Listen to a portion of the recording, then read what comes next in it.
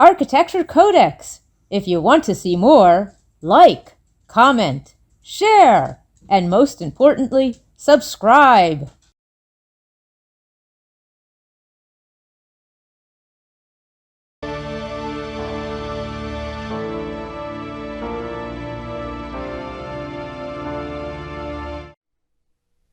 Le Corbusier, perhaps France's greatest modernist architect, once proposed a revolutionary idea to knock down much of historic Paris near the Louvre Museum in order to build his ideal city, his Plan Volscene.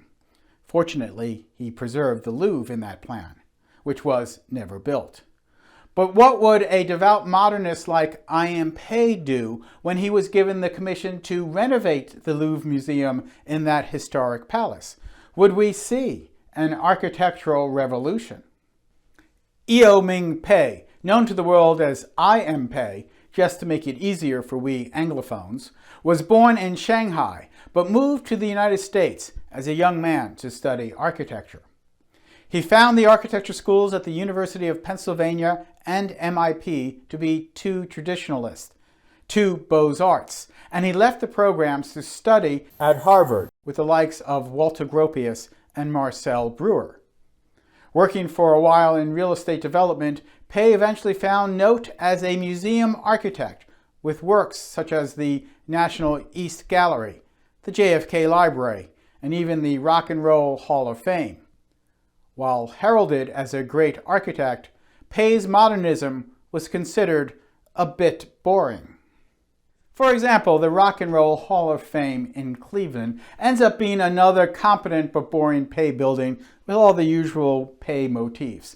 There's a semi-glass pyramid, there's solid white walls, and occasionally there's a little piece taken off from the rest as if Pei is saying, hey look, I can do deconstructivism too. But what's missing is the soul of the building, the heart. It's rock and roll. I picture something else, a modern building, but in front of it are the ruins of a great Greco-Roman temple, laid waste on that plaza. It's a visual metaphor for Chuck Berry's Roll Over Beethoven, classicism destroyed by the guitar riffs of rhythm and blues. But people build things without asking me first. At the Louvre, then, you have something that is more than just a museum. It is an historic icon. It was the palace to the French kings. History took place there. The fact that it is a museum was simply because the art treasures there once belonged to the king, and there was no place else large enough to display them to the people. Even violent revolutionaries can recognize great art and craftsmanship. After they kill everyone they don't like and destroy everything they don't steal. The Louvre then, like the Hermitage years later, became a museum through revolution. The Louvre, as we see it today, is the 16th century pinnacle of French Renaissance architecture, with interiors that include Baroque and Rococo style. It is decorous, resplendent with craftsmanship, oozing off of every surface, all the stuff that Pei rejected in school and in his architecture practice. The impact of the beauty of the Louvre was so great that even 19th century New Yorkers, when they were building their great museum, the Metropolitan Museum of Art, decided to do it in a Greco-Roman Beaux-Arts style. These New World industrialists, just one generation removed from the raccoon-capped Davy Crockett, decided to emulate a building like the Louvre because it gave their meager collection instant gravitas. As a palace, then, the Louvre was everything that French royalty could ask for. As a traditional Renaissance architectural plan, the rooms were a series of connected salons. The function of these rooms was only distinguished by the furniture. The elaborate and often pointless decoration didn't affect its function or purpose. But later, as a museum, the meandering series of spaces made it difficult to make sure you saw everything. As you navigated your way through the serpentine maze of parlors, you might miss entire categories of the astounding collection. That was one of the reasons that architect Frank Lloyd Wright designed the Guggenheim Museum in New York the way he did. It was set up to be linear, so that you experience the museum art and artifacts one after the other as the curators intended. He just happened to spiral that linear flow into something that looked like a Mr. Softee ice cream cone. Back at the Louvre, getting through the immense collection and seeing what you wanted to see was difficult because you might have to pass through the 18th century English landscapes in order to get to the Egyptian mummies.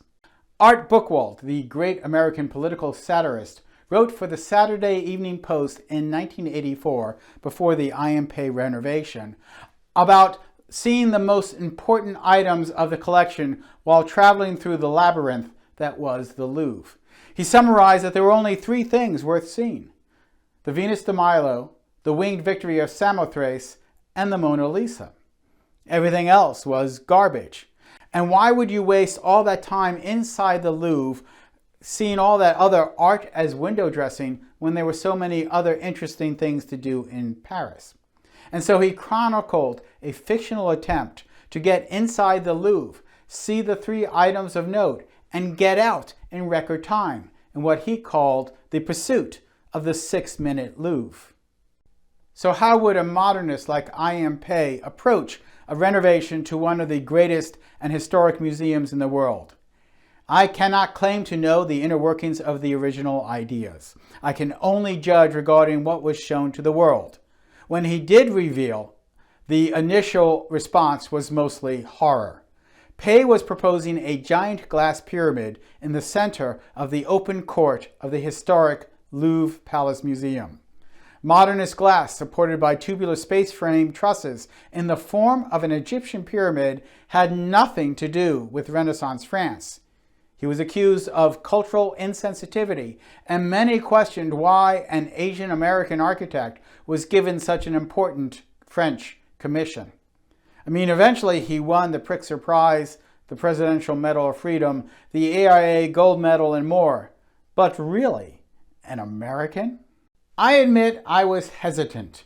I had been to the museum prior to the renovation, and I really didn't find a problem with the serpentine salons or the outdated accommodations. In fact, it seemed kind of quaint. So my first impression of Pei's design was that it was a rude interruption to the museum and its history, because the drawing I saw showed the pyramid towering above the height of the curved roofs of the entry porticos of the Louvre. It seemed out of scale. Why not just put 2 110-story tall twin towers in the same place if you were going to be that intrusive?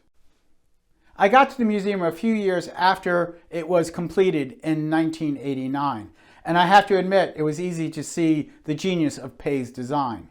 The actual pyramid was smaller in perspective than first indicated in elevation, and it did not obstruct the views of the beautiful historic facades from anywhere in the interior court.